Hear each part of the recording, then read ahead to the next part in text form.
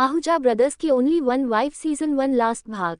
Max आज घर पर नहीं था, लेकिन रिया, वो पिछले कई दिनों से मैक्स पर नजर रख रही थी।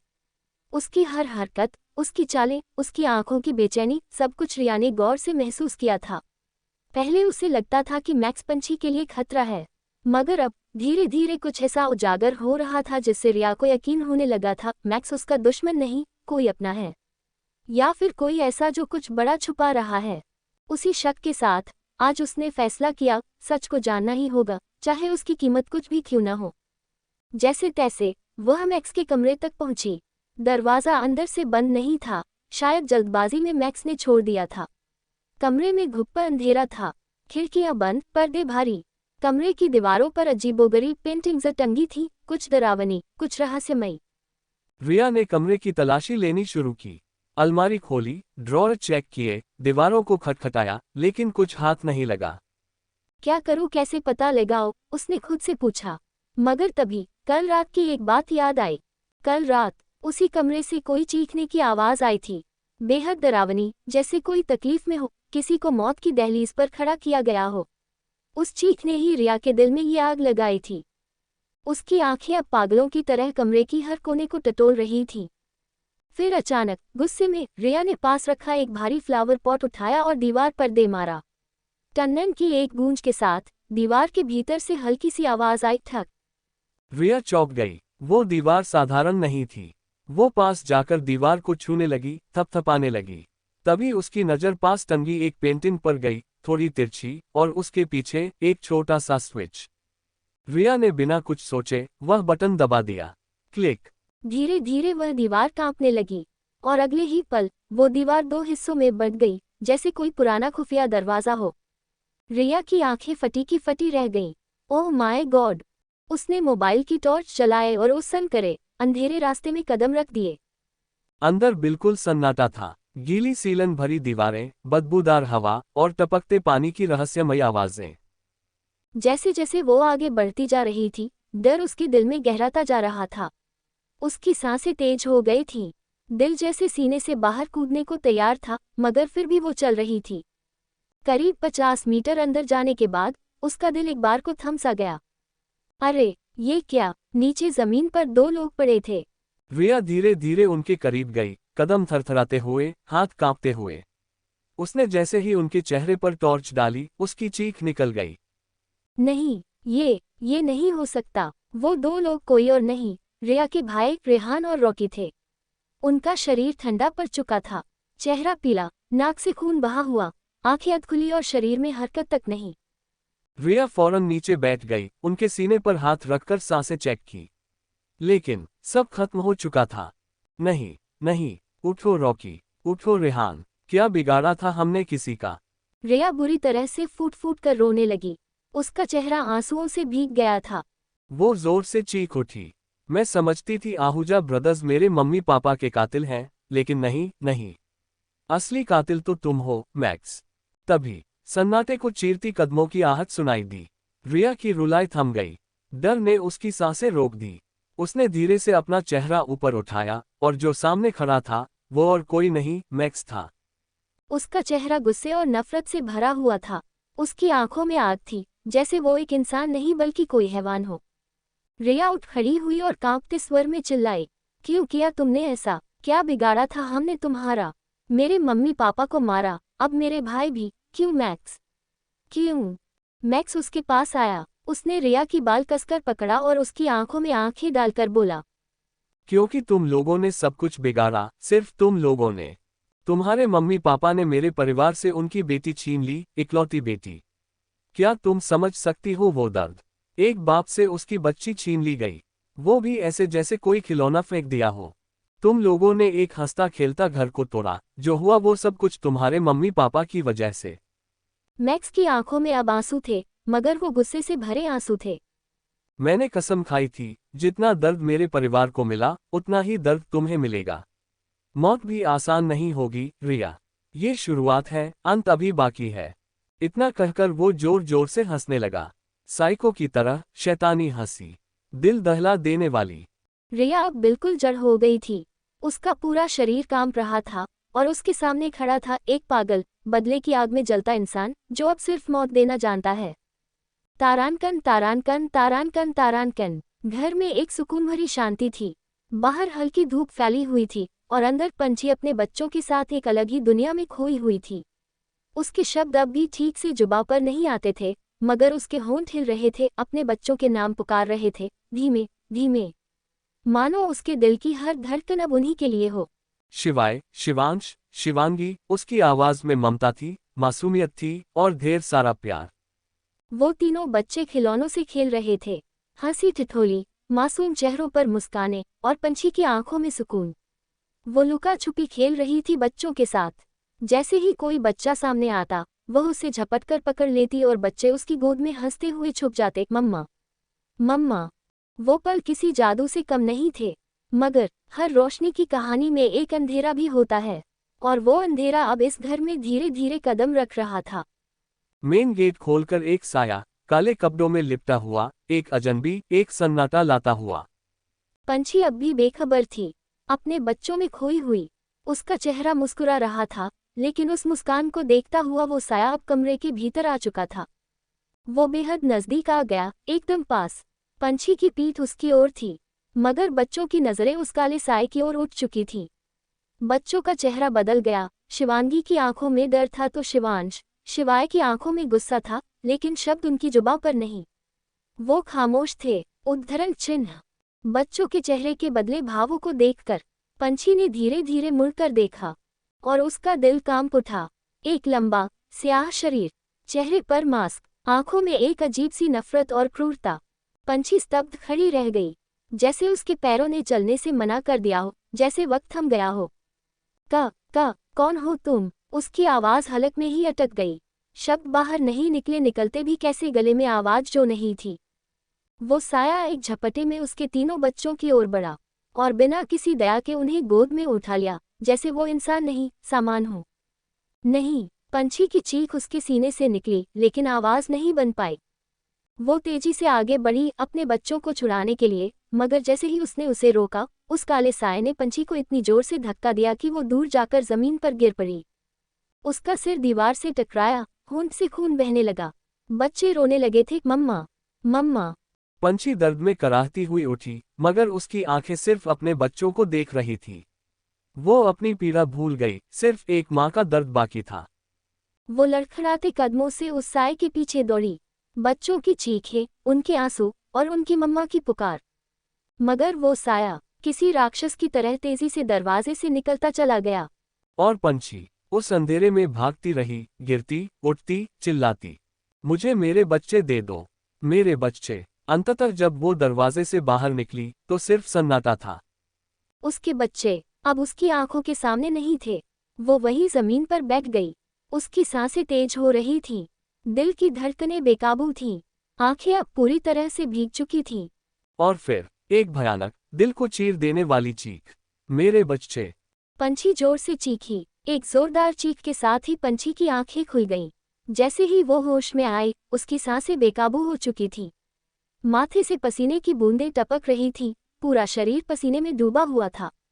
दिल इतनी तेजी से धड़क रहा था कि मानो सीने को तोड़कर बाहर आ जाएगा। उसने घबराकर इधर उधर देखा और खुद को अपने ही कमरे में पाया, लेकिन ये देखकर भी उसके चेहरे पर राहत नहीं आई, उल्टे उसकी आंखों में डर और गहराता चला गया। शिवाय, शिवांश, शिवांगी, वो फुसफुसाए और बेकाबू निगाहों से बच्चों को तलाशने लगी। उसकी हड़बड़ी देखकर बगल में सो रहे रुद्राक्ष और रुद्रांश भी चौंक उठे। दोनों की नींद एक झटके में खुल गई। प्रिंसेस, क्या हुआ? तुम इतनी घबराई हुई क्यों हो? रुद्राक्ष बोला। ये कैसी हालत बना ली है तुमने? तुम ठीक तो हो ना? रुद्रांश ने कहा, लेकिन पंछी कुछ बोल नहीं पा रही थी। उसकी आंखों से आंसू बह रहे थे और होंठ कांप रहे थे।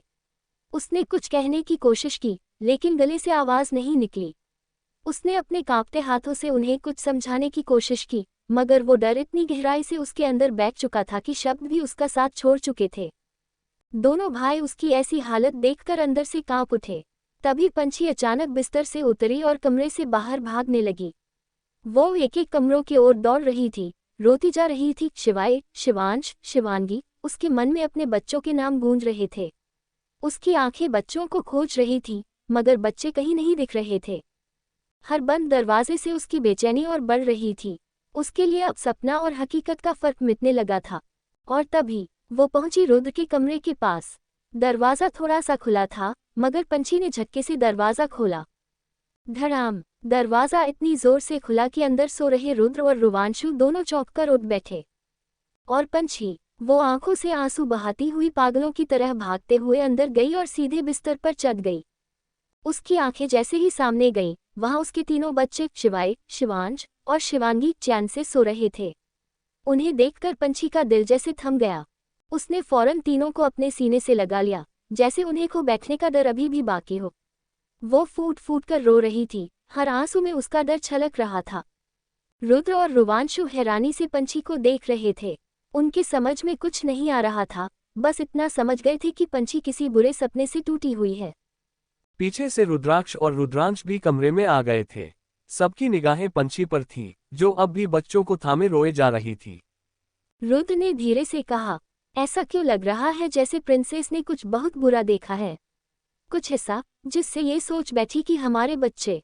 पंछी की हरकत से जो बच्चे थोड़ी देर पहले सुकून से सो रहे थे अब वही जाग चुके थे, और उनकी आंखों में हैरानी थी। शिवांगी तो नींद टूटने की वजह से रोने लग जाती हैं, मगर उसके दोनों भाई आंखों को मसलते हुए अपनी माँ और सारे पिता को देख रहे थे, साथ ही समझने की कोशिश भी कर रहे थे हो क्या रहा है। पंछी इतनी घबराई हुई थी कि उसने बच्चों को इतनी जोर से पकड़ा था कि बच्चों को दर्द हो रहा था, पर पंछी उसे जैसे कोई सुध बुध ही ना हो। क्वोट। ये सब देखकर सारे भाई घबरा गए। पास के रूम में सो रहे रुद्रवीर की भी आंखें खुल गई और वो भी रूम में आकर वहां के नजारे को देखकर हैरान हो उठा। उद्धरण चिन्ह। शिवांगी का रोना रुद्र से बर्दाश्त नहीं हुआ तो उसने झट से उसे पंछी से छुड़ाकर अपनी गोद में संभाल लिया। शिवांगी भी अपने पिता की गोद में जाकर अपने नन्हे हाथों को उसके गले में डाल उसके सीने से लग सिसकने लगी तो रुद्र उसे प्यार से चुप कराने लगा। बेटी के ऐसे छिने जाने पर पंछी आंसू भरी आंखों से घबराते हुए रुद्र को देखने लगी। तो रुद्रांश ने आगे बढ़कर पंछी के सिर पर हाथ रखा, जैसे उसे समझा रहा हो, अब हम सब यहीं हैं, और बच्चे भी, देखो सब ठीक है, तुम अकेली नहीं हो। पंछी पंछी जो काफी समय से सबके साथ रह रही थी और थोड़ी बहुत बातें समझने लगी थी। उद्धरण चिन्ह। उसने रुद्रांश की आंखों में झांका, जहां उसे प्यार, परवाह और एक विश्वास दिखा, जिसे देख पंछी बच्चों को छोड़ तुरंत रुद्रांश के सीने से जा लगी। रुद्रांश ने भी उसे अपनी बाहों में थाम लिया, मगर शिवांश, शिवाय अभी भी हैरान से कभी मम्मी को देखते तो कभी पापा को। क्वोट। पर अपनी माँ को देख समझ चुके थे उनकी माँ किसी बात से डरी हुई है, जिस कारण उनकी हरी और नीली आंखें गुस्से में भर जाती हैं। उद्धरण चिन्ह। शांत हो जाओ प्रिंसेस, सब ठीक है, सब यही है, तुम्हारे सारे पति भी और बच्चे भी। पंछी ने धीरे से सिर हिलाया, मगर उसके आंसू थमने का नाम नहीं ले रहे थे। उसका सपना सच तो नहीं हुआ था, लेकिन उसका असर सच से भी ज्यादा गहरा हो गया था। उसने अपने आप को रुद्रांश से अलग किया और हाथों के इशारे से बताने लगी उसने क्या देखा और उसके मन में किस तरह का डर बस गया। सारे भाई ने उसके टूटे फूटे इशारों को समझा, जिससे उन्हें पता चला पंछी ने क्या देखा। पंछी ने वापस से अपने तीनों बच्चों को सीने से लगा लिया, उसका बदन अभी भी कान पे जा रहा था। उद्धरण चिन्ह। किसी तरह उन भाइयों ने पंछी को चुप कराया और उसे वहीं पर सुला दिया। शिवांगी, जिसकी आंखें नींद से डूबी थी, वो भी तुरंत ही सो जाती है। साथ ही वो अपनी माँ के आंचल में अपना मुंह लगाकर सोते हुए ही दूध भी पीने लगी। पंछी और शिवांगी के सोने के बाद सारे भाई वही बेड पर पंछी के आसपास बैठ गए और उसके बुरे सपने के बारे में सोचने लगी। रात ऐसे ही बीत गई, पर पूरी रात कोई भी भाई सो नहीं पाया, बस पंछी और बच्चों को निहारते रहे। Asterisk asterisk asterisk asterisk asterisk asterisk. अगली सुबह लाइक, कमेंट, शेयर, फॉलो करना मत भूलना। अगली सुबह हवेली में अजीब सी खामोशी और डर का माहौल था। घर की सुरक्षा इस कदर बढ़ा दी गई थी कि अब वहां पंछी भी उड़कर अंदर नहीं आ सकता था। रेजिडेंस के चारों ओर सिक्योरिटी गार्ड्स और कैमरे तैनात थे। जैसे ही घर का नाश्ता खत्म हुआ, पांचों भाई रुद्रांश, रुद्राक्ष, रुवांशु, रुद्रवीर और रुद्र एक साथ लिविंग एरिया में बैठे। और तभी भानु ने आकर उन्हें बताया कि मिस्टर मिसेस बजाज के बाद रोकी और रेहान की भी रहस्यमयी तरीके से मौत हो गई, और उन दोनों की मौत के बाद से रिया भी कहीं गायब हो गई और रोनी का अभी तक कोई सुराग नहीं मिला था। आहूजा भाइयों ने कुछ भी नहीं किया था, उन्होंने बस पंछी की दौलत घर उसे दिलवाया था। जिसकी जरूरत पंछी को अब नहीं थी, पर जो उसका था उसकी माँ जेनेलिया डिसूजा ने, जो अपनी बेटी के लिए छोड़ कर गई थी। और उसकी सौतेली माँ और पिता ने जो छिना था इन भाइयों ने, वो सब उसे वापस तो दिलवा दिया था। मगर वो पंछी के लिए बजाज फैमिली से बदला लेते उससे पहले ही मैक्स ने उनसे बदला ले लिया, जिसके लिए भाइयों को थोड़ा दुख था, पर संतुष्टि भी कि पंछी के साथ जिन लोगों ने बुरा किया वो बुरी मौत मरे। साथ ही भाइयों को पता चला कि मैक्स अब वापस से लंदन लौट चुका है। मैक्स, जिसे उन्होंने हमेशा एक खतरे के रूप में देखा, अब लंदन लौट चुका था। भले ही उन्होंने खुद से ये नहीं कहा, लेकिन एक अजीब सा सुकून सबके मन में था कि अब पंछी और बच्चे उनसे दूर नहीं होंगे। तारानकन तारानकन तारानकन तारानकन। उनके मन में हमेशा डर था, अगर मैक्स यहाँ रहा तो कभी ना कभी वो पंछी और बच्चों को उनसे दूर ले जाता, और वो चाह कर भी पंछी और खुद के बच्चों को दूर जाने से रोक नहीं पाते, क्योंकि मैक्स के साथ पंछी का काफी गहरा रिश्ता जो था। उद्धरण चिन्ह। कुछ दिन शांति से बीतने लगे, सब कुछ जैसे धीरे धीरे सामान्य हो रहा था। पर जिंदगी की सबसे बड़ी सच्चाई यही है कि वह कब किसे किस मोड़ पर ला खड़ा करे, कोई नहीं जानता। एक सुबह अचानक शिवांगी की तबीयत बिगड़ गई। उसका चेहरा पीला पड़ चुका था और शरीर में कोई हरकत नहीं थी। घबराए हुए सारे भाई तुरंत उसे हॉस्पिटल लेकर भागे। डॉक्टरों की टीम ने उसे संभाल तो लिया, पर जांच के बाद उनका चेहरा गंभीर हो गया। डॉक्टर ने स्पष्ट कहा, शिवांगी को कुछ दिन हॉस्पिटल में ही रखना होगा। उसकी हालत सामान्य नहीं है। अगर समय पर इलाज न हुआ तो। उन्होंने बात अधूरी छोड़ दी, पर सब समझ गए। पर वो अपनी बेटी को कुछ भी होने नहीं दे सकते थे, न ही किसी तरह का रिस्क ले सकते थे, क्योंकि वो थे तो माफिया किंग ही, और कब कौन सा दुश्मन उनका कहां से आकर वार करे ये वो नहीं जानते थे। और अपनी बेटी की जिंदगी के साथ रिस्क भी नहीं ले सकते थे।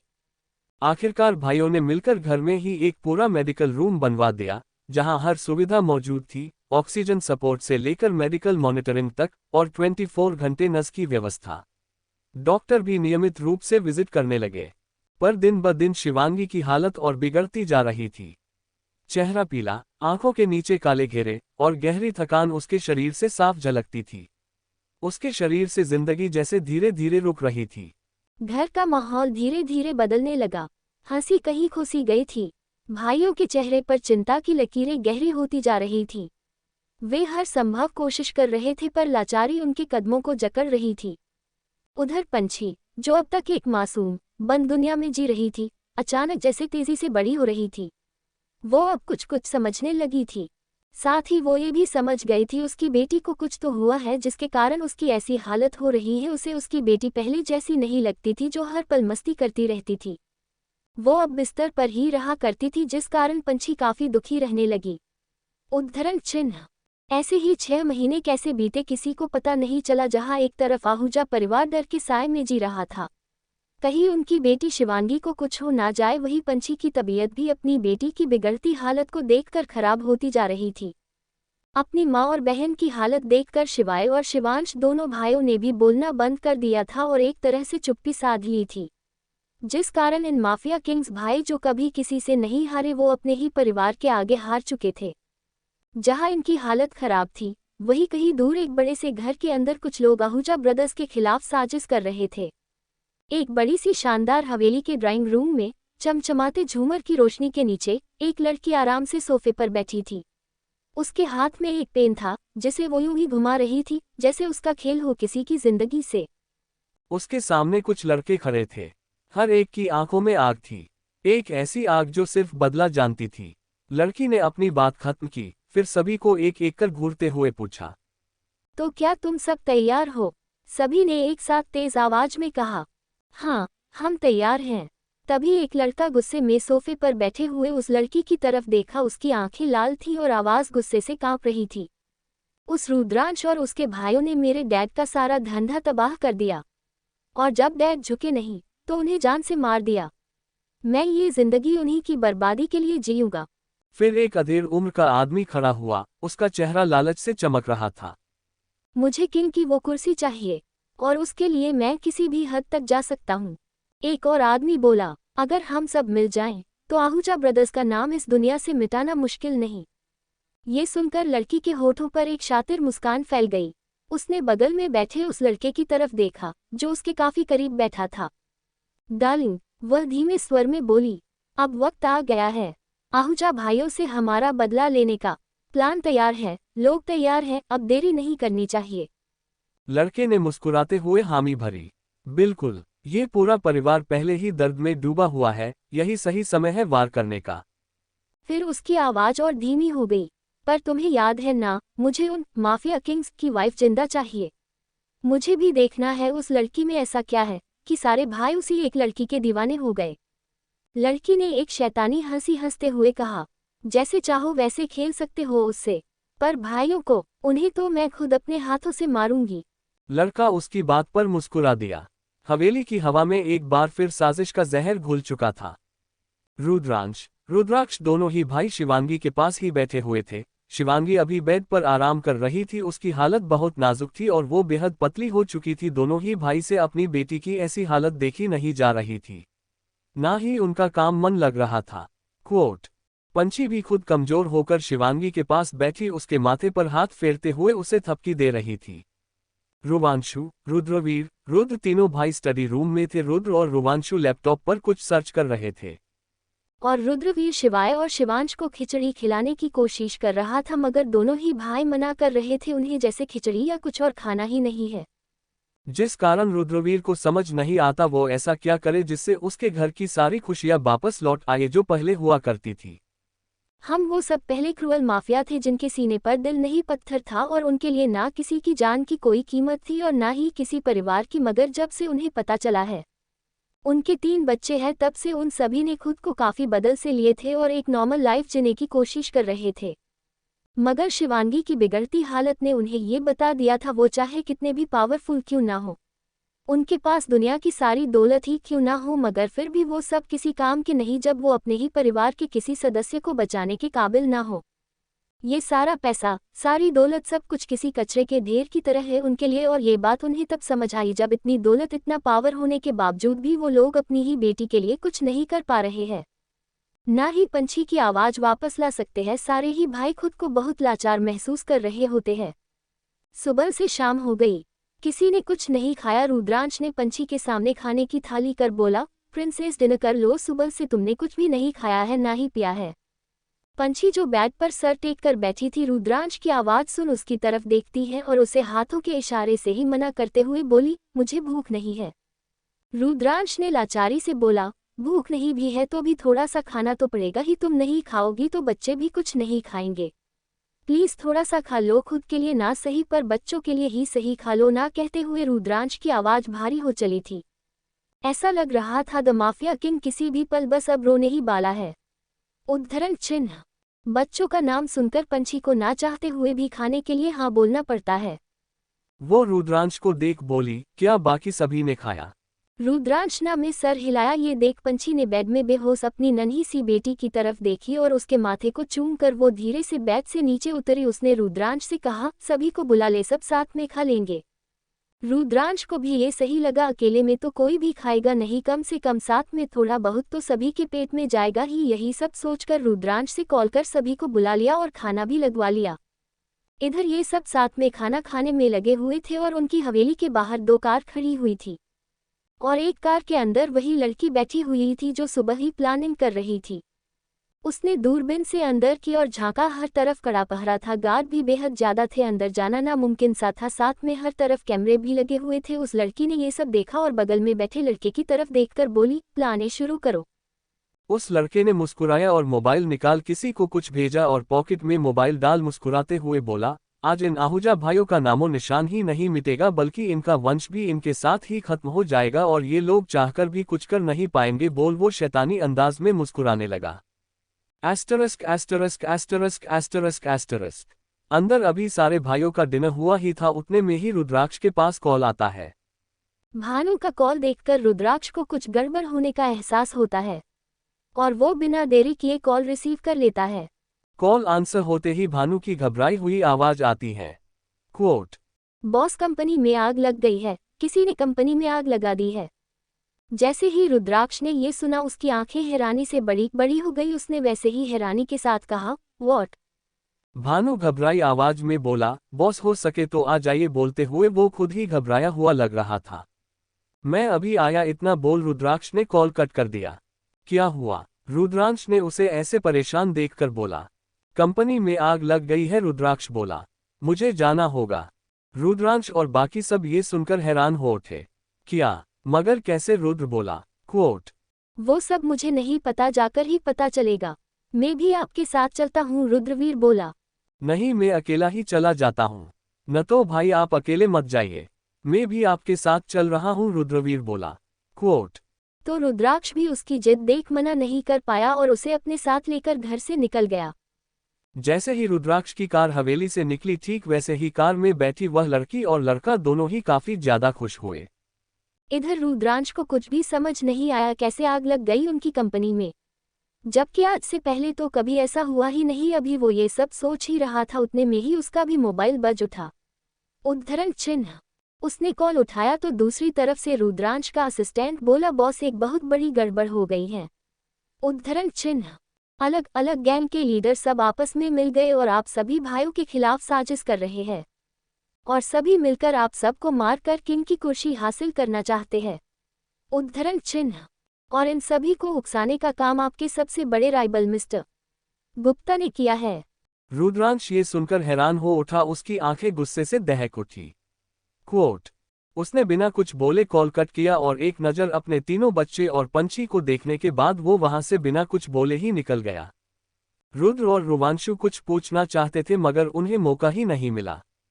तारानकन तारानकन तारानकन तारानकन। जैसे ही रुद्रांश की कार घर से निकलकर सड़क पर दौड़ी, ठीक वैसे ही कार के अंदर मौजूद लोग बाहर निकले। उन सभी ने अपने चेहरे पर मास्क लगाया और एक दूसरे की तरफ देखकर कुछ इशारा करने लगे। उद्धरण चिन्ह।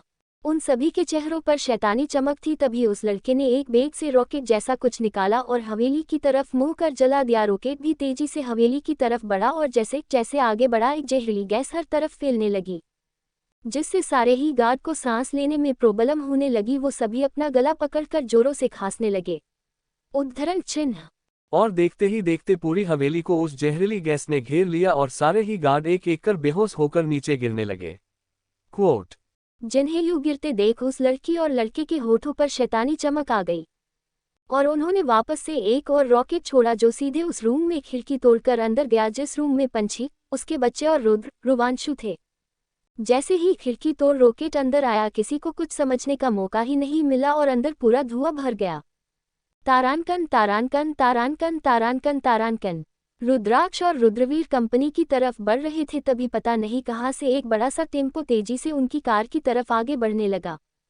रुद्राक्ष, रुद्रवीर कुछ भी समझ पाते उससे पहले ही उस टेम्पो ने उनकी कार को जोर की टक्कर मारी और कार हवा में उड़ती हुई दूर जा गिरी और गिरते ही उसमें आग लग गई और कार ब्लास्ट हो गई। घड़ी की सुइयां रात के 11 बजा रही थी। शहर की हलचलें अब सिमटने लगी थीं, लेकिन किसी को क्या पता था कि शहर से दूर एक वीरान और खौफनाक इलाके में उस रात एक तूफान आने वाला है। तेज रफ्तार में दौड़ती एक काली एसयूवी कार धूल उड़ाते हुए वीरान सड़क पर जा रही थी। हेडलाइट्स में सामने कुछ नहीं दिखता, बस कार चला रहा था। रुद्रांश बेहद ही डार्क एक्सप्रेशन के साथ था। क्वोट, उसके माथे पर शिकन थी, चेहरा भावहीन मगर आंखों में लपटें। उसने मोबाइल स्क्रीन पर एक ट्रैकिंग लोकेशन देखी और होंठ भींचते हुए कार की स्पीड और तेज कर ली। करीब 30 मिनट बाद उसकी कार एक सुनसान क्रूअल एरिया के बाहर रुकी। ये जगह शहर की हद से बहुत दूर थी। हर कोई जानता था ये एक माफिया जोन है। यहाँ सिर्फ उन्हीं की आवाज गूंजती थी जिनके हाथ खून से रंगे हों। रुद्रांश कार से उतरा। उसकी चाल तेज थी, आंखों में कोई डर नहीं, सिर्फ ज्वाला। काले कपड़े, लंबा ओवरकोट, चमड़े के दस्ताने, चेहरे पर शार्प कट्स। वो किसी फिल्मी विलेन से कम नहीं लग रहा था, पर उसकी आंखें बता रही थीं। ये आदमी सिर्फ खतरनाक नहीं है, ये आखिरी चेतावनी है। वो सीधे उस वीरान बिल्डिंग में दाखिल हुआ जहां एक बड़ा सा हॉल था। अंदर अंधेरा था, चारों ओर धुआं, बियर की बोतलें, सिगरेट का धुआं और टेबल के चारों ओर बैठे दर्जनों लोग। शहर के अलग अलग गैंग्स के लीडर्स। हर किसी के पास हथियार थे, हत्याएं थीं, काले धंधे थे और अब एक साजिश थी रुद्रांश और उसके भाइयों को गद्दी से हटाने की। हॉल के अंदर एक मोटा सा आदमी खड़ा होकर बोला, इन आहूजा भाइयों की मनमानी अब और नहीं चलेगी। हम इनके डर से अपना धंधा बंद नहीं करेंगे। लड़कियों को उठाने का और उन्हें बेचने का काम फिर से शुरू होगा और हमारे इस धंधे में पैसा ही पैसा है। दूसरा बोला, दूसरा गैंग लीडर बोला, बिल्कुल सही, मैं भी अपना धंधा वापस से शुरू करूंगा, घरों से बच्चों को उठाकर उनके हाथ पैर तुड़वाकर उनसे भीख मंगवाने का और छोटी बच्चियों को जल्दी जवान बनाने वाली इंजेक्शन लगाने का। तीसरा हंसते हुए बोला, ड्रग के धंधे में बेहद पैसा है, स्कूल कॉलेज के बच्चों को ड्रग्स का नशा कराओ, उसके बाद वो उस ड्रग्स के लिए कुछ भी करेंगे, अपने कपड़े भी उतारेंगे और नंगे होकर डांस भी करेंगे, और जिसके साथ बोले उसके साथ भी सोएंगे। हंसी गूंजने लगी, शैतानी हंसी, इंसानियत को मुंह चिढ़ाती हुई। तभी एक गैंग लीडर ने मुट्ठी बांधते हुए कहा, अब बहुत हो गया, रुद्रांश आहूजा और उसके भाइयों को किंग की कुर्सी से उतार फेंको। सब एक साथ बोले, हाँ हाँ, अब ये राज नहीं चलेगा। पर किसी को नहीं पता था कि जिस इंसान के खिलाफ साजिश रची जा रही है, वो खुद दीवार की दूसरी ओर खड़ा सब सुन रहा था। रुद्रांश जो बाहर खड़ा होकर सब सुन रहा था, उसकी आंखें गुस्से से एकदम लाल हो गई। उसने बिना कुछ सोचे समझे एक जोर की लात मारकर दरवाजा खोला। दरवाजा उसकी एक किक में टूट गया। अंदर बैठे लोगों ने सामने देखा और रुद्रांश को इतने गुस्से में देखकर सबकी सांसें ही अटक गई। कुछ की तो पेशाब ही निकल गई। सभी का डर से बुरा हाल था, क्योंकि रुद्रांश और उसके भाई बेहद क्रूअल थे। ये सारी दुनिया जानती थी, तो मेरे खिलाफ साजिश की जा रही है, रुद्रांश ने बेहद खतरनाक आवाज में कहा, जिससे सबके सब डर से कांपने लगे। वो चलते हुए रोबदार अंदाज में अपनी चेयर पर जाकर बैठा। उसके चेहरे पर डेविल जैसी मुस्कान और आंखों में वो कहर जिसे देखकर अच्छे अच्छों के पसीने छूट जाएं। हॉल में बैठे सब लोग सन्न हो गए। किसी की सिगरेट हाथ से गिर गई, किसी की बोतल। एक गैंग लीडर की तो घबराहट में पैंट गीली हो गई, क्योंकि सब जानते थे रुद्रांश सिर्फ मारता नहीं, मिटा देता है। उसका एक पैर दूसरे पर चढ़ा था और वो सबको घूर रहा था, जैसे शिकार की तलाश में बैठा एक शेर। तो साजिश की जा रही है मेरे और मेरे भाइयों के खिलाफ। लगता है आहूजा भाइयों का खौफ कुछ कम सा हो गया है, अब समय आ गया है हर किसी को बताने का। आहूजा भाई भले कहीं भी रहे, पर उनका खौफ कभी कम नहीं होना चाहिए। ये सुनकर सारे घबराकर एक दूसरे की तरफ देखने लगे। क्वोट। एक गैंग लीडर हिम्मत करके बोला, क्या देख रहे हो सब, ये अकेला है और हम इतने सारे। इसे यहीं खत्म कर दो। रुद्रांश हंसा, एक धीमी खतरनाक हंसी। फिर बोला, किसी में इतनी औकात नहीं जो माफिया किंग रुद्रांश आहूजा को मार सके। क्वोट। जो मुझे मारने आया वो खुद अपनी जान से हार गया। ये सुन सब कांपने लगे। कुछ पल के लिए सन्नाटा, लेकिन उसी क्षण एक गैंग लीडर सभी को भड़काने लगा और उसकी बातों में सब आने लगे। और फिर सारे लीडर्स ने एक साथ अपनी गन तान दी। 20 गन्स, एक रुद्रांश। पर रुद्रांश की मुस्कान और गहरी हो गई। उसने शैतानी अंदाज में सभी की तरफ देखा। उसकी वो शैतानी मुस्कान देख सब वापस से डरने लगे। किसी में भी हिम्मत नहीं हुई वो ट्रिगर दबा सके। सभी के हाथ कांप रहे थे। और तभी एक साथ ढेर सारी गोलियों की आवाज उस जगह पर गूंजी और एक तेज चीख के साथ हॉल गूंज उठा। उसने अपनी कोट की जेब से एक छोटा सा रिमोट निकाला और टेबल पर रखा। Asterisk asterisk asterisk asterisk asterisk. इधर पंछी ने जब अपनी आंखें खोली तो उसे सब एकदम धुंधला धुंधला सा दिखाई दिया। उसने आंखें खोलने की कोशिश की, मगर उसकी पलकें भारी हो रही थी। क्वोट। उसने किसी तरह अपनी आंखें खोली और सामने देखा तो वो एकदम हैरान रह गई। उसकी आंखों के आगे का नजारा एकदम अलग था। वो एक अनजान सी जगह पर थी। उसकी आंखें पूरी तरह से खुल सी गई। उसने आसपास देखा तो डर से कांप उठी। उसे महसूस हुआ उसके हाथ और पैरों को बांधा गया है। उसने डरते हुए आसपास देखी तो और ज्यादा डर गई। उसके पास ही एक पिलहर से रुद्र और रुवांशु भी थे, जिनके हाथों पैरों को बांधा गया था और वो बेहोश थे। क्वोट। उन दोनों को बेहोश देखकर पंछी और भी ज्यादा डर गई। वो उन्हें आवाज लगाने की कोशिश करने लगी, मगर उसकी आवाज गले से बाहर ही नहीं निकल रही थी। उसकी आंखों में डर के कारण आंसू आ गए। उसने हाथों को खोलने की कोशिश की, मगर खोल नहीं पाई। तभी उसे कुछ कदमों की आहट सुनाई दी। उसने नजरें उठाकर देखी तो अपने सामने मौजूद इतने सारे गुंडों को देखकर उसकी आंखें खौफ से भर गई। तारांकन तारांकन तारांकन तारांकन तारांकन। आप लोग कमेंट नहीं कर रहे हो? स्टोरी चाहिए तो कमेंट कीजिए, इसके बस लास्ट कुछ भाग ही बचे हुए हैं। पंछी ने जैसे ही अपने सामने खड़े ढेर सारे गुंडों को देखा, उसका दिल जोर जोर से धड़कने लगा। उसकी सांसें मानो गले में अटक गईं। सामने 25-30 हटे कट्टे आदमी थे, जिनकी आंखों में शिकार करने वाली चमक थी। उनकी घूरती निगाहें पंछी को भीतर तक डरा रही थीं। कुछ ही पलों में वे सब धीरे धीरे उसके चारों ओर घेरा बनाकर खड़े हो गए, जैसे कोई भूखे भेड़िए अपने शिकार को घेरे हों। उनकी आंखों में नशे और वहशीपन का मिला जुला रंग था। पंछी ने डर के मारे रुद्र और रुवांशु को आवाज देने की कोशिश की, मगर उसके गले से सिर्फ हल्की सी सिसकारी निकली, आवाज जैसे किसी ने छीन ली हो। उसकी हालत देख एक गुंडा जोर से ठहाका मारकर हंस पड़ा, एक ऐसी हंसी जिसमें दहशत थी। उसके हंसते ही बाकी सब भी भयानक अंदाज में हंसने लगे। उनकी वह गूंजती आवाज सुनकर जमीन पर पड़े बेहोश रुद्र और रुवांशु की पलकों में हलचल हुई। धीरे धीरे उनकी आंखें खुली और उन्होंने खुद को एक अजनबी, सुनसान और सीलन भरी जगह में पाया। चारों तरफ लोहे के पुराने खंभे, टूटी फूटी दीवारें और ऊपर लटकता एक बल्ब जिसकी रोशनी बार बार झपक रही थी।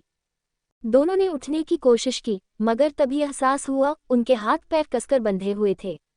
गुस्से से उनकी आंखें लाल हो उठीं।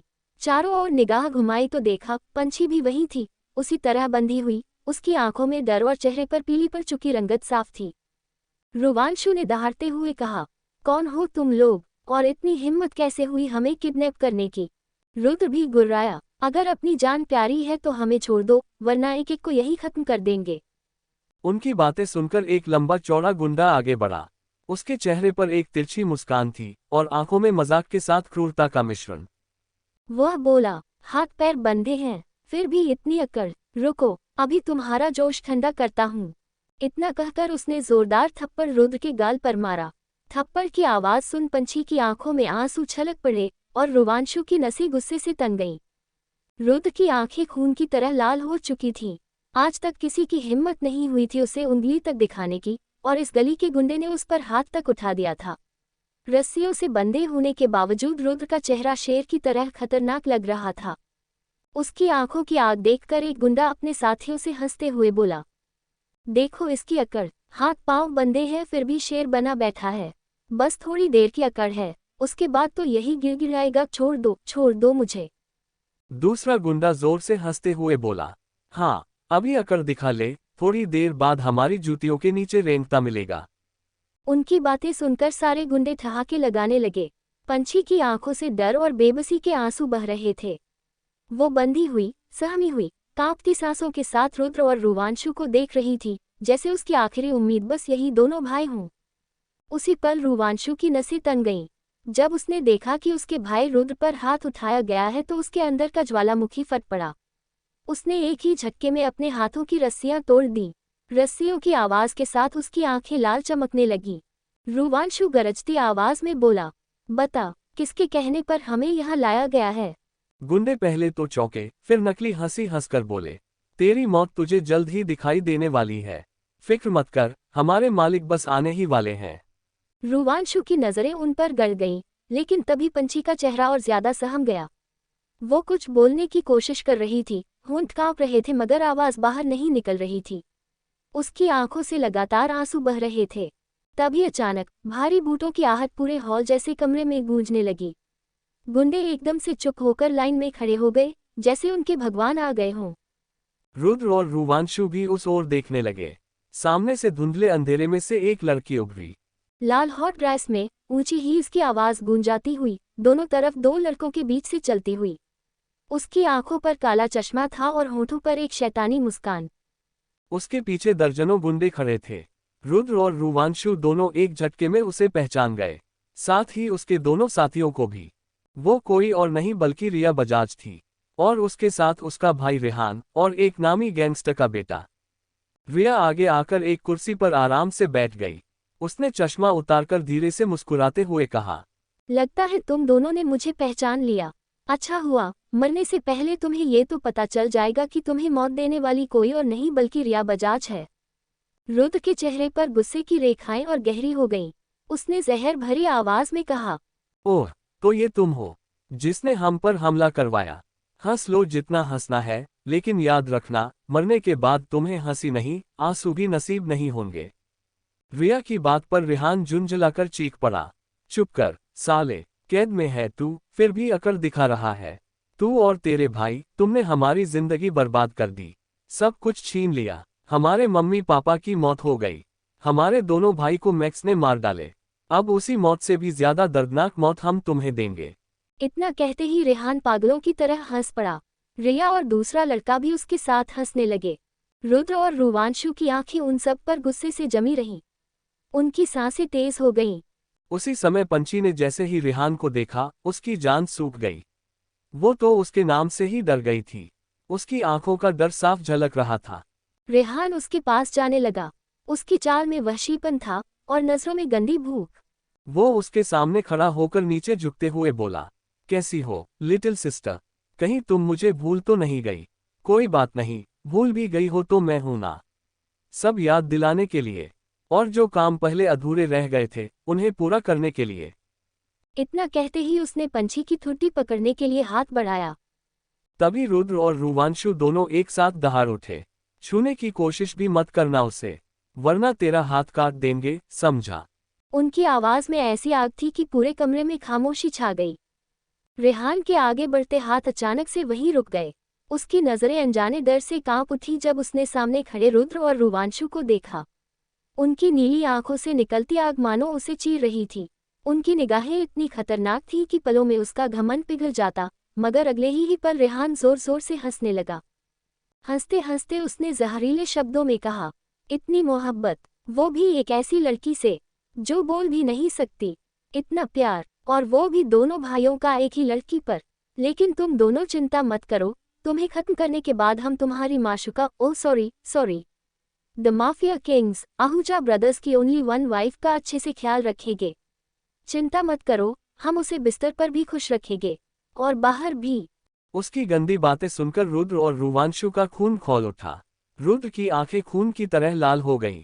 वह दहाड़ते हुए बोला, साले कमीने, जिस जुबान से तूने हमारी पंछी के लिए गंदे शब्दों का इस्तेमाल किया है, उसी जुबान को मैं जड़ से काट दूंगा। और जिन हाथों से तूने हमारी पंछी को छूने की हिम्मत की है, उन हाथों को अभी यही काट डालूंगा।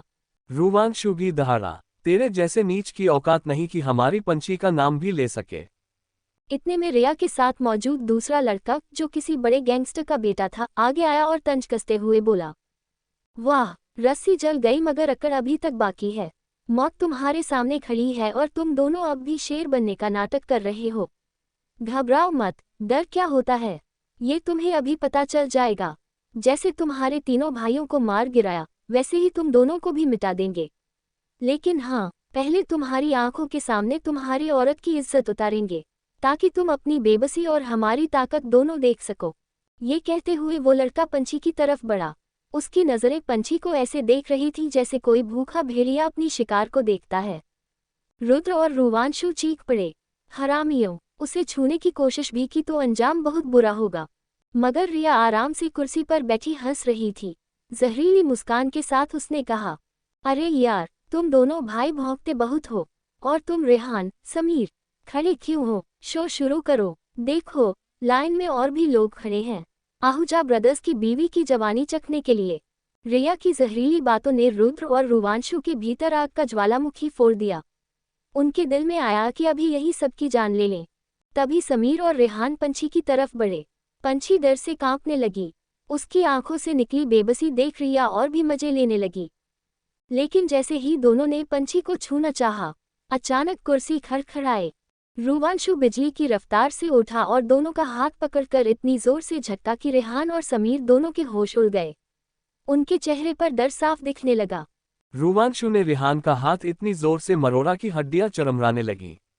आहे, रेहान की चीख उस जगह में गूंज गई। उसकी दर्द से तड़पती आवाज सुनकर रिया की आंखों में गुस्से की आग भड़क उठी। वह झल्लाते हुए चीखी, क्या देख रहे हो, पकड़ो इन्हें और खत्म कर दो।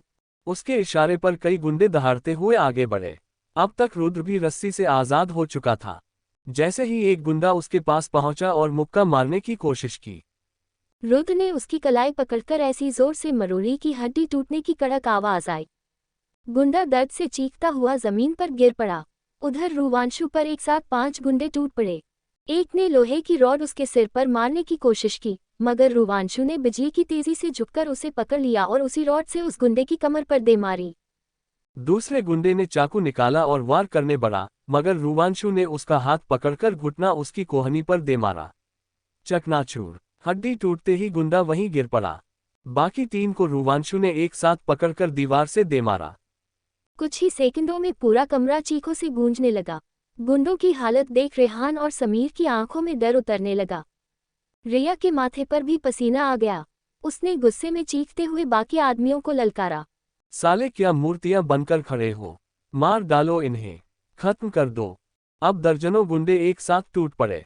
रुद्र और रुवांशु ने पीठ से पीठ मिलाकर पोजीशन ले ली। एक गुंडे ने मुक्का मारा, रुद्र ने उसका हाथ हवा में ही रोककर पेट में घुटना मारा। दूसरे को रुवांशु ने गर्दन पकड़कर जमीन पर पटका। तीसरे के चेहरे पर रुद्र ने ऐसा घूंसा मारा कि उसके मुंह से खून के साथ दांत बाहर निकल गए। लेकिन इतने सारे दुश्मनों के बीच लड़ते लड़ते दोनों भाई थकने लगे। पंछी अपने पतियों को चारों ओर से घिरे देख घबराई जा रही थी। उसकी आंखों में आंसू भर आए, दिल जोर जोर से धड़क रहा था। तभी समीर ने हालात अपने हाथ में लेने का फैसला किया। उसने कमर से पिस्तौल निकाली और सीधा पंछी के सिर पर तान दी। रुक जाओ, वरना अपनी बीबी का चेहरा आखिरी बार देखोगे। उसकी आवाज सुनते ही रुद्र और रुवांशु के हाथ थम गए। दोनों ने पलटकर देखा। समीर की पिस्तौल पंछी की कनपटी पर लगी थी और रेहान उसके सामने खड़ा होकर चाकू उसकी नाजुक गर्दन से सटा रहा था। दोनों भाइयों के पैरों तले जमीन खिसक गई। उनकी सांसें रुक गईं। रिया ने मौके का फायदा उठाया और जहरीली हंसी हंसते हुए बोली, हाँ, अब समझ आया ना, असली ताकत किसकी है। अब इन दोनों को इतना पीटो कि ये मौत की भीख मांगे। गुंडे फिर से टूट पड़े। इस बार रुद्र और रुवांशु ने हाथ पीछे खींच लिए। उनके लिए अपनी जान से ज्यादा पंछी की सुरक्षा जरूरी थी। गुंडों ने दोनों को घेर लिया और बेरहमी से पीटना शुरू कर दिया। मुक्कों, लातों और डंडों की बरसात होने लगी। हर चोट पर रुद्र और रुवांशु कराह उठते, खून की धार उनके होंठों से बहती, मगर दोनों की आंखें सिर्फ पंछी पर टिकी रहीं। पंछी रोती रही, उसके गले से आवाज नहीं निकल पा रही थी। उसकी आंखों से आंसुओं की झड़ी बह रही थी। वो बेबस होकर अपने पतियों को पिटते देख रही थी। रिया, समीर और रिहान हंसते रहे। उनकी हंसी रुद्र और रुवांशु के जख्मों पर नमक की तरह चुभ रही थी। आखिरकार गुंडों ने दोनों भाइयों को इतना पीटा कि वे अधमरे होकर जमीन पर गिर पड़े। उनके शरीर से खून बह रहा था, सांसें टूट टूट कर चल रही थीं। पंछी का दिल चीख चीख कर फट रहा था, मगर उसके होंठों से आवाज न निकल पाई। रिया ने अपनी आंखों में पागलपन भरते हुए गन उठाई। उसने ठंडी और जहरीली मुस्कान के साथ पिस्तौल सीधी रुद्र के सिर पर तान दी। अब खेल खत्म, आहूजा ब्रदर्स, वो खौफनाक अंदाज में बोली और ट्रिगर दबाने ही वाली थी कि धाय! अचानक कमरे की खामोशी को तोड़ती हुई एक गोली की आवाज गूंजी। पलक झपकते ही रिया की कलाई से खून का फव्वारा फूट पड़ा। गोली उसके हाथ को चीरती हुई निकल गई और उसके हाथ से गन झटककर जमीन पर गिर गई। आहा! रिया की दर्द से भरी चीख उस जगह में गूंज उठी। उसके चेहरे का आत्मविश्वास डर और हैरानी में बदल गया। रिहान और समीर एक पल के लिए जम गए। सारे गुंडे चौकन्ने होकर इधर उधर देखने लगे। कमरे की दीवारों पर खामोशी छा गई। बस रिया की चीख और खून की बूंदों के गिरने की आवाज सुनाई दे रही थी। रुद्र और रुवांशु ने भी दर्द से तड़पते हुए सिर उठाया। उनकी धुंधली नजरें उस दिशा में घूम गईं जहां से गोली चली थी। दरवाजे के पास धुएं से भरी हवा में एक परछाई उभर रही थी। लंबा कद, मजबूत शरीर और हाथ में अब भी धुआं छोड़ती हुई गन। कदमों की भारी आहट धीरे धीरे कमरे में गूंजने लगी। गुंडे पीछे हटते चले गए। पंछी की धड़कनें तेज हो गईं और रिया दर्द से कराहते हुए अपने घायल हाथ को पकड़कर चीख रही थी। कौन है वो? तारांकन तारांकन तारांकन तारांकन। अगले भाग के लिए कमेंट करें। उद्धरण चिन्ह। कौन है वहां? रिया चीख पड़ी। उसकी आवाज में छुपा डर उसके कांपते होंठों से साफ झलक रहा था। रेहान और समीर के चेहरों पर भी सन्नाटा छा गया। पंछी, जो अब तक रो रही थी, खुद को छुड़ाकर रुद्र और रुवांशु के पास जा बैठी। उसने दोनों का सिर अपनी गोद में रख लिया और फूट फूट कर रोने लगी। रुद्र और रुवांशु अधमरी हालत में भी पंछी की बेचैनी और फिक्र देखकर हल्का सा मुस्कुराए, लेकिन अगले ही पल उनके होंठों पर एक इविल स्माइल उभर आई। वह मुस्कान किसी अपने के लिए नहीं, बल्कि रिया और उसके साथियों के लिए थी। सारे गुंडे सन्नाटे में खड़े सामने देखने लगे। तभी अंधेरी परछाइयां धीरे धीरे पास आने लगी और जैसे ही उनके चेहरे साफ हुए, रिया, रेहान और समीर की आंखें अविश्वास से बड़ी हो गईं। नहीं, ये नहीं हो सकता। रिया पीछे हटती हुई बोली, तुम तीनों तो मर गए थे। मेरे आदमियों ने खुद अपनी आंखों से तुम्हें खत्म किया था, फिर ये कैसे? और सामने खड़े थे माफिया किंग्स, रुद्रांश, रुद्राक्ष और रुद्रवीर आहूजा, एकदम सही सलामत। उनके चेहरे की कड़क मुस्कान देखकर सिर्फ गुंडे ही नहीं, बल्कि रिया और उसके साथी भी कांप उठे। समीर हकलाते हुए बोला, ये असंभव है, तुम तो मर चुके थे। रुद्रांश ने ठंडी हंसी के साथ जवाब दिया, तुम्हें क्या लगा था, माफिया किंग्स आहूजा ब्रदर्स को मारना बच्चों का खेल है। हमें खत्म करने के लिए तुम्हें 100 जन्म लेने पड़ेंगे, तब भी हमसे जीत नहीं पाओगे। हमारा बाल भी बांका नहीं कर सकोगे। रिया और बाकी सबकी सांसें अटक गईं। इधर पंछी और रुद्र रुवांशु की आंखों में भी चमक लौट आई। लेकिन जैसे ही रुद्राक्ष की नज़र पंछी की आंसुओं से भीगी आंखों और खून से लथपथ अपने भाइयों पर पड़ी, उसका खून खौल उठा। उसी पल रुद्रांश और रुद्रवीर की नसों में भी आग दौड़ गई। रुद्राक्ष ने दांत भींचते हुए मुट्ठी कसी। जिन्होंने हमारे भाइयों का खून बहाया है, उन्होंने खुद अपनी मौत को दावत दी है। अब तुम सबको कोई नहीं बचा सकता, खुद यमराज भी नहीं। बस इतना कहते ही उसने गन उठाए और धाए धाए धाए एक साथ 6 गुंडों को वहीं ढेर कर दिया। पूरा माहौल गोलियों की गड़गड़ाहट से दहल उठा। रिया और उसके साथी डर के मारे सिहर उठे, मानो मौत उनके सामने खड़ी हो। रुद्राक्ष अब तेज कदमों से आगे बढ़ने लगा। उसके पीछे पीछे रुद्रांश और रुद्रवीर भी थे। ये देख समीर घबरा गया, उसकी सांसें तेज हो गईं। वह चीख कर बोला, खड़े खड़े क्या देख रहे हो, जाओ और इन्हें खत्म कर दो। जो भी इन तीनों को मार देगा, मैं उसे पूरे 10 करोड़ रुपए दूंगा। पैसे की भूख ने गुंडों की हिचकिचाहट तोड़ दी। अगले ही पल सब एक साथ झपट पड़े। लेकिन उनकी किस्मत यहीं खत्म हो गई थी। रुद्रवीर और रुद्राक्ष ने बर्बरता से उन पर हमला बोल दिया। मुक्कों और गोलियों की गूंज से पूरा माहौल दहल उठा। रुद्रांश सीधे समीर पर टूटा, उसके चेहरे पर घूंसे बरसाने लगा। समीर की चीखें चारों ओर गूंज उठी। देखते ही देखते जमीन पर लाशें और अधमरे गुंडे बिखर गए। रुद्र और रुवांशु, जो अब तक चोटिल हालत में पड़े थे, उठकर खड़े हो गए। पंछी का दिल जोर जोर से धड़क रहा था। उसकी आंखों में वही डर था, कहीं ये गुंडे उसके बाकी 2 पतियों की तरह इन तीनों को भी न तोड़ मरोड़ दें। रिया की रगों में अब डर उतर चुका था। उसने देखा, उसके सारे आदमी एक एक कर गिर चुके हैं। समीर भी अधमरा पड़ा है। अब मैं क्या करूं? रिया बुदबुदाए। उसकी आंखें डर और हैरानी से फैल चुकी थीं। तभी रुद्रवीर रिहान की तरफ बढ़ा। रिहान घबराकर पीछे हटने लगा, लेकिन देर हो चुकी थी। रुद्रवीर ने उसका हाथ पकड़कर जोर से मरोड़ा। आहे! रिहान की चीख पूरे कमरे में गूंज गई। अगले ही पल रुद्रवीर के घूंसे उसके चेहरे पर बरसने लगे। रिहान खून से लथपथ हो गया। उधर रुद्रांश रिया की ओर बढ़ रहा था। उसकी आंखों में खून उतरा हुआ था, हाथ में चमचमाती गन। रिया कांप रही थी, उसके पैरों तले जमीन खिसक चुकी थी। मेरे पास मत आना, वरना अच्छा नहीं होगा, रिया कांपती आवाज में बोली। लेकिन रुद्रांश को अब सिर्फ एक ही चेहरा याद था, पंछी की आंसुओं से भीगी आंखें और अपने भाइयों का खून से सना चेहरा। उसकी आंखें लाल हो चुकी थीं। उसने गन उठाई और रिया पर तान दी। रिया ने आंखें बंद कर ली और चीखते हुए बोली, मुझे मारने की गलती मत करना, वरना तुम अपने तीनों बच्चों को कभी नहीं ढूंढ पाओगे। इतना सुनते ही रुद्रांश के कदम जमीन से जम गए। उसका चेहरा सख्त हो गया। बच्चे! ये शब्द सुनते ही सबकी रगों में खून जैसे जम गया। रुद्राक्ष, रुद्रवीर, यहाँ तक कि रुद्र और रुवांशु सभी एक दूसरे की तरफ देखने लगे। सच, उन्हें अपने बच्चों की याद आ गई थी। उनकी सांसें भारी हो उठी। रिया की मुस्कान अब डर से बदलकर चालाकी में बदल चुकी थी। उसने होठों पर खून पोंछते हुए ठंडी हंसी में कहा, हाँ, सही सुना तुमने। तुम्हारे तीनों बच्चे मेरे पास हैं। अगर जरा सा भी मुझे छू लिया, तो तुम उन्हें कभी जिंदा नहीं देख पाओगे। पूरा माहौल सन्नाटे में डूब गया। अब खेल और भी खतरनाक मोड़ ले चुका था। रिया ने देखा, उसकी बात का असर हो चुका है। रुद्रांश रुक गया था। बाकी सभी भाइयों के चेहरों का रंग उड़ चुका था। बच्चों का नाम सुनते ही जैसे सबकी धड़कनें थम गई हों। पंछी की आंखों से आंसुओं की धार फिर बह निकली। रिया के चेहरे पर चालाक मुस्कान उभरी।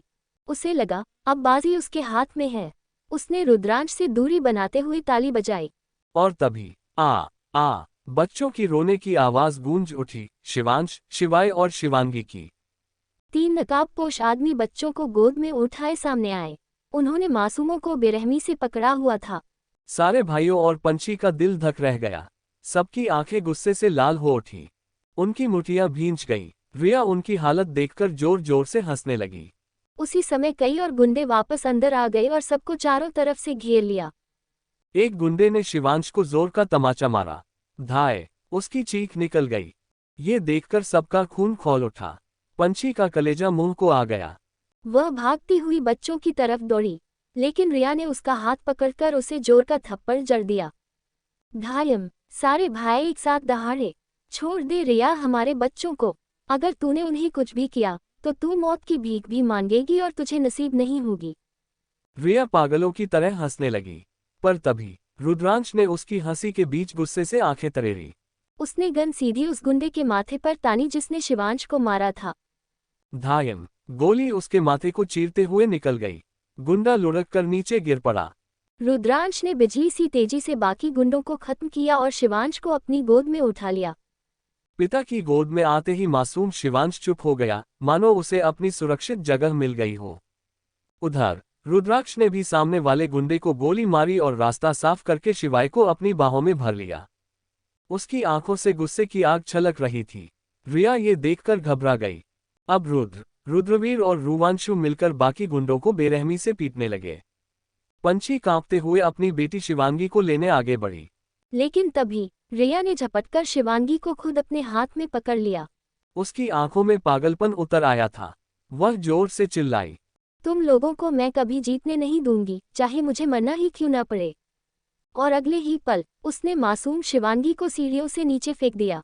नहीं! पंछी की चीख ने हवेली को हिला दिया। उसकी आंखें खून की तरह लाल हो गईं। उसका कलेजा फट गया। जैसे ही रिया ने मासूम सी शिवांगी को सीढ़ियों से नीचे फेंका, उस जगह में एक ऐसी दिल दहला देने वाली चीख गूंज उठी जिसे सुनकर हर किसी का खून जम सा गया। नहीं! पंछी की चीख उसके सीने से फूटकर बाहर आए। उसके गले से दर्द और डर की ऐसी आवाज निकली जो उसने आज तक खुद कभी नहीं सुनी थी। सालों से गूंगी होकर जीने वाली पंछी के गले से पहली बार आवाज फूटी थी, और वो भी अपनी बेटी के लिए। साथ ही आहूजा ब्रदर्स, रुद्राक्ष, रुद्रांश, रुवांशु, रुद्रवीर और रुद्र, पांचों की गूंजती हुई चीख उस जगह की दीवारों को हिला गई। उन सबका कलेजा जैसे मुंह को आ गया था। उनके हाथ बंधे नहीं थे, लेकिन हालात और धोखे ने उन्हें ऐसी बेबसी में जकड़ लिया था कि अपनी ही बेटी की रक्षा नहीं कर पाए। रिया ये सब देखकर जोरों से हंसी। उसकी हंसी इतनी कर्कश और तेज थी कि जैसे कानों में जहर घोल रही हो। हा हा हा! देखा तुम सब ने, तुम सब माफिया किंग्स कहलाते हो ना। नाम के शेर हो, मगर अपनी बेटी को भी बचा न सके। आज मैंने तुम्हें जिंदा होते हुए भी मार दिया। तुम चाहो तो मुझे गोली मार दो, मगर याद रखना तुम्हारी बेटी अब तुम्हें कभी नहीं मिलेगी। उसकी आंखों में पागलपन नाच रहा था, होठों पर खून सना था और चेहरे पर एक शैतानी संतोष था। समीर और रेहान, जो जख्मी हालत में जमीन पर पड़े कराह रहे थे, अचानक ही ठहाका लगाने लगे। हा हा हा! द माफिया किंग्स अपनी ही बेटी को नहीं बचा पाए। दुनिया को डराने वाले खुद आज डर से कांप रहे हैं। समीर ने होठों से बहते खून को अपनी हथेली से पोंछते हुए कहा। उसकी नजरें पंछी पर पड़ी और वह गंदी मुस्कान के साथ बोला, अब रोती रह, तेरा दर्द ही हमारी जीत है। ये सुनकर रुद्रांश और रुद्र का खून खौल उठा। पांचों भाई एक एक कर घुटनों पर गिर पड़े। उनके जख्म, उनका दर्द सब भुलाकर उनके होठों से सिर्फ एक ही नाम निकला, शिवांगी। उनकी आंखें नम थीं, चेहरों पर हार और टूटन साफ झलक रही थी। उधर रिया, रेहान और समीर अपनी जीत का जश्न मानो मना रहे थे। उनकी हंसी उस जगह में गूंज रही थी। मगर तभी एक मासूम, कोमल और बेहद प्यारी सी हंसी ने सबकी रूह तक हिला दी। सबकी नजरें अचानक सामने की तरफ उठीं। उनकी सांसें अटक गईं। वहां सामने शिवांगी बिल्कुल सही सलामत थी। उसके गालों पर मासूम मुस्कान थी, होठों से निकला एक प्यारा सा शब्द, मम्मी, पापा। सबकी रूह कांप उठी। पंछी ने पहले अपनी आंखों पर हाथ रखा, मानो उसे यकीन न हो रहा हो। शिवांगी किसी और की बाहों में थी, एक लंबे चौड़े, मस्क्यूलर आदमी की। उसकी आंखों में आग थी, बाजुओं में ताकत और चेहरे पर गर्व। वह कोई और नहीं, मैक्स था। रिया की हंसी उसके गले में ही अटक गई। उसका चेहरा पीला पड़ गया। पंछी का दिल जोर से धड़का। वो चीखती हुई मैक्स की तरफ भागी और अपनी बेटी को उससे छीनकर सीने से लगा लिया। मेरी बच्ची, मेरी जान, तुझे कुछ नहीं हुआ, तू ठीक है, भगवान का लाख लाख शुक्र है। वो शिवांगी को चूमती जा रही थी, उसकी नन्ही हथेलियां थामे जा रही थी और आंसू उसकी बेटी के गालों पर टपक रहे थे। मैक्स की गहरी आवाज ने उस खामोशी को तोड़ा। तुम्हारी बेटी को कोई छू भी नहीं सकता, जब तक मैं जिंदा हूं। उसकी आंखें सीधे रिया पर टिक गईं। रिया ने दहशत में एक कदम पीछे लिया। उसकी जीत, उसका आत्मविश्वास, उसकी हंसी, सब पल भर में गायब हो चुका था। रिया की हालत ऐसी हो गई थी मानो काटो तो खून न निकले। उसकी आंखों के सामने वही खौफनाक पल घूमने लगे जब उसने अपने माँ पापा की खून से लथपथ लाश देखी थी और उसके दोनों भाइयों को मैक्स ने बेरहमी से पीटकर मार दिया था। उस मंजर को याद कर रिया की रूह तक कांप उठी। इधर पंछी बेतहाशा शिवांगी को सीने से लगाए जा रही थी। मैक्स ने दोनों को प्यार भरी नजरों से देखा, लेकिन अगले ही पल उसकी आंखों का रंग बदल गया। उसकी नजरें अचानक कठोर हो गईं। उसने सीधे रिया को देखा और अपनी गन उसके सर पर टिका दी। कोई कुछ समझ पाता उससे पहले ही धायम धायम मैक्स ने एक एक कर समीर और रेहान के सर पर गोलियां दाग दी। उनकी चीखें वहीं दब गईं, लेकिन रिया की चीख आसमान को चीर गई। पंछी भी सहम कर कांप उठी, जिसे रुद्र ने तुरंत अपनी बाहों में समेट लिया। रिया डर से जमी जा रही थी, उसकी नजरें बस मैक्स पर टिक गई थीं। तभी मैक्स के आदमी पीछे से आ धमके और सारे गुंडों को पकड़कर पलों में उनका काम तमाम कर दिया। आहूजा भाई बस खड़े खड़े सब देखते रहे। अपनी बेटी को सही सलामत देखकर उनकी आंखों में आंसू नहीं बल्कि एक अजीब सी चमक थी।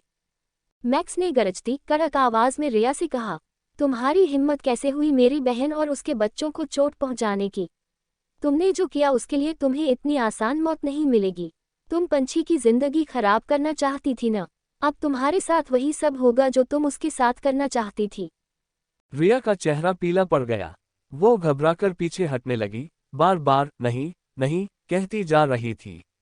लेकिन मैक्स ने अपने आदमियों को इशारा किया। अपने बॉस का इशारा समझकर सारे गुंडे एक साथ उसकी तरफ बढ़ने लगे। रिया ये देखकर बेहद ज्यादा घबराने लगी। वो वहां से भागने की जैसे ही कोशिश करती है, ठीक वैसे ही मैक्स के आदमी उसे पकड़ लेते हैं। कुछ ही पल में रिया चारों तरफ से घिर गई और तभी सारे लोग एक साथ उस पर टूट पड़ते हैं, जिससे उसकी चीखें हवाओं में गूंजने लगीं। पंछी हैरान नजरों से मैक्स को देख रही थी। मैक्स ने अजीब सी मुस्कान के साथ पंछी के सर पर हाथ रखा और बोला, लिटिल सिस्टर, अब समय आ गया है अपने घर जाने का। ये सुनकर वहां खड़े सारे भाइयों की धड़कनें तेज हो गईं। जैसे ही सारे भाइयों ने मैक्स की बात सुनी, सबकी आंखें चौड़ी हो उठी। एक एक करके वे सभी मैक्स की तरफ देखने लगे। पंछी भी भय और हैरानी से घिरी हुई थी, कभी अपने पतियों को देखती तो कभी मैक्स को। रुद्रांश बेचैनी से बोला, तुम ऐसा नहीं कर सकते। लिटिल प्रिंसेस हमारी पत्नी है, तुम उसे हमसे दूर नहीं ले जा सकते। मैक्स ने सरजेस्टिक स्माइल के साथ कहा, ओह सच में? उसकी आवाज में ठंडक थी। पंछी, तुम सबकी पत्नी हो तो फिर तुमने उसे अकेला क्यों छोड़ा? तुमने उसे अकेले ही 3 बच्चों को जन्म देने के लिए मजबूर क्यों किया? जब उसे सबसे ज्यादा तुम्हारी जरूरत थी तब तुम कहाँ थे? और जब लौटे तो अचानक याद आया ये तुम्हारी पत्नी है। पंछी कुछ भी समझ नहीं पा रही थी।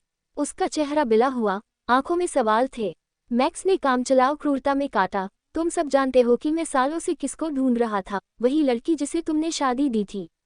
तुम्हें मुझे या मेरे दादू को ये सब बताना जरूरी क्यों नहीं लगा? रुद्रांश के होंठ कांपने लगे। रुद्राक्ष, रोवांशु, रुद्रवीर और रुद्र सभी गंभीर थे, बेचैनी में डूबे।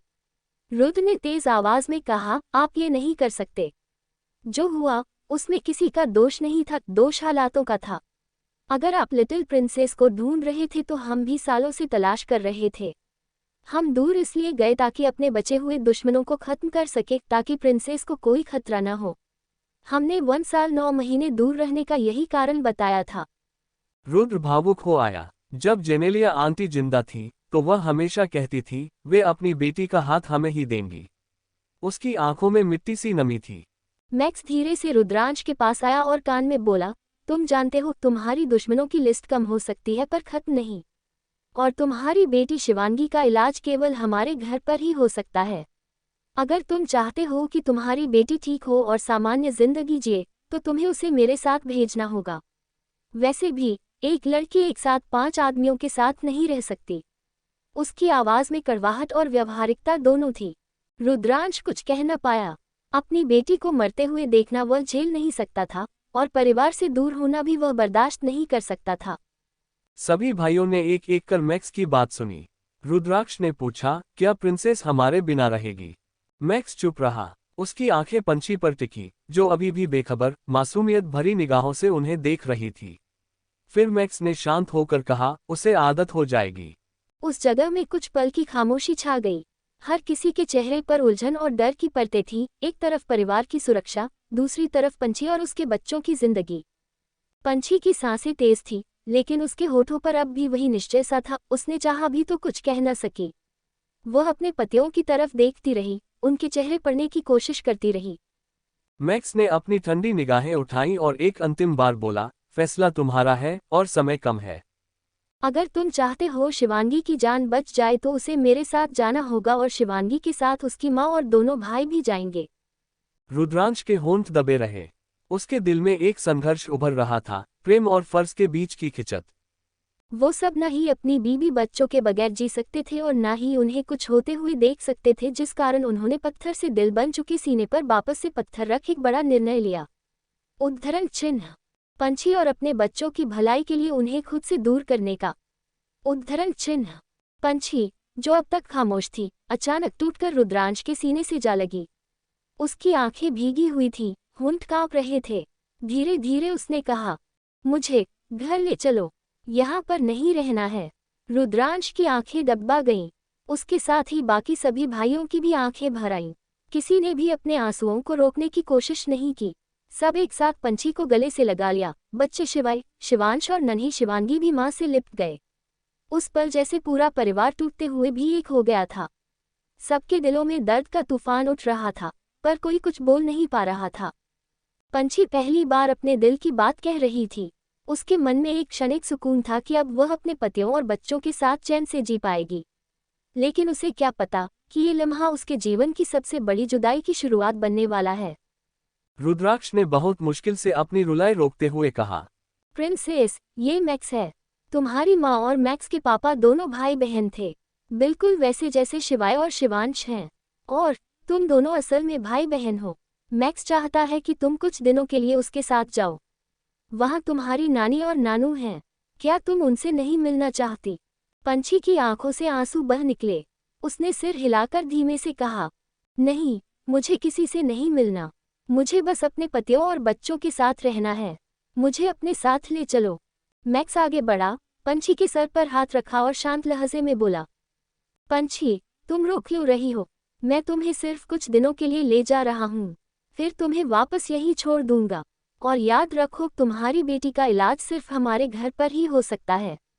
वहां जाकर हम उसका इलाज करवाएंगे। पंछी ने आंसू भरी नजरों से अपने पतियों की ओर देखा। उनके दिल पर जैसे कोई भारी पत्थर रख दिया गया हो। उन्होंने कांपती आवाज में कहा, हम वादा करते हैं, बहुत जल्द तुम्हें लेने आएंगे। पर पंछी ने जिद से सिर हिलाकर न कहा। उसके आंसू लगातार बह रहे थे। इधर छोटे छोटे शिवाय और शिवांश अपने पिता की गर्दन से चिपककर जोर जोर से रोने लगे। नन्ही शिवांगी भी अपने पिता को कसकर पकड़ चुकी थी, जैसे छोड़ना ही न चाहती हो। पर समय किसी के लिए नहीं रुकता। मैक्स ने आगे बढ़कर बच्चों को उनके पिता से अलग किया। उनके छोटे छोटे हाथ हवा में फैल गए। वे चीख चीख कर पुकार रहे थे, पापा, हमें मत छोड़ो। सारे भाई टूट चुके थे। उनकी आंखों से आंसू झरझर बह रहे थे, पर वे कुछ कर नहीं पा रहे थे। पंछी भी दिल से नहीं जाना चाहती थी। वह चीख उठी, नहीं, मैं कहीं नहीं जाऊंगी, मुझे यहीं रहना है। लेकिन मैक्स ने उसे कसकर थामा और जबरदस्ती अपने साथ खींच ले गया। बाहर उसका जेट खड़ा था। इंजन गरजते ही बच्चों की चीखें और तेज हो गईं। जेट का दरवाजा बंद हुआ और कुछ ही सेकंड में वह आसमान की ओर उड़ चला। नीचे जमीन पर सारे भाई रोते हुए अपने परिवार से दूर जाने के दर्द को बर्दाश्त नहीं कर पा रहे थे और फुट फुट कर रो पड़े थे। उद्धरण चिन्ह, क्या पंछी कभी वापस लौट पाएगी? क्या कभी माफिया किंग्स अपने बच्चों और पत्नी से मिल पाएंगे? आगे की कहानी हम जानेंगे इसके अगले सीजन में। उद्धरण चिन्ह।